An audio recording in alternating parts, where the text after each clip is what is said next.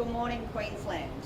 I can update Queenslanders to advise that there is one new case today. This new case is locally acquired on the Gold Coast and is linked with the existing cluster. So that brings this cluster on the Gold Coast to 4 people. The person has been in the community for a number of days infectious, and we understand may have recently travelled from New South Wales. So we're still getting details around that, but this may end up being the source of this cluster. But having said that, there is still a risk on the Gold Coast because there are a number of these positive cases that have been in the community for a number of days. So please, we want anyone on the Gold Coast to come out and get tested if you have any symptoms whatsoever. We have seen our testing numbers go up. So we're now at 39 active cases. We've had 12,468 tests in the last 24 hours, which is great to see so many people still coming out and getting tested, and 10,443 vaccines.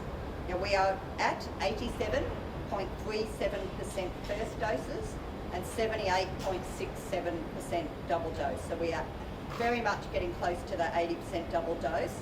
We have 4,404 people in home quarantine at the moment. The first doses are slowing though. So I say to the almost 15% of eligible Queenslanders out there who are not yet vaccinated for 1 dose, please come out and get vaccinated. The borders are opening on Monday. Our mandatory vaccination social measures come into effect on the 17th of December, and we want everyone to have a safe Christmas and enjoy time with loved ones, and you can do that by going and getting vaccinated.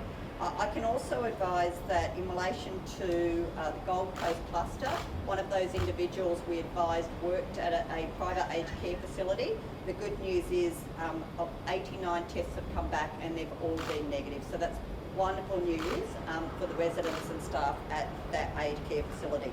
Now some people may have noticed, and I should say, there's likely to be more exposure sites on the Gold Coast going up as we interview this gentleman. So please keep an eye on our website if you have been at the Gold Coast or you live in the Gold Coast area. We did put the Cairns Airport up as an exposure site. That is because we had a overseas traveller who had travelled through New South Wales, was eligible to come up and fly into Cairns and then to quarantine, but they have since tested positive. So people on that flight and at the airport are being asked to just have a look at the date and times and follow the advice of the public health unit in relation to any testing or any quarantine requirements.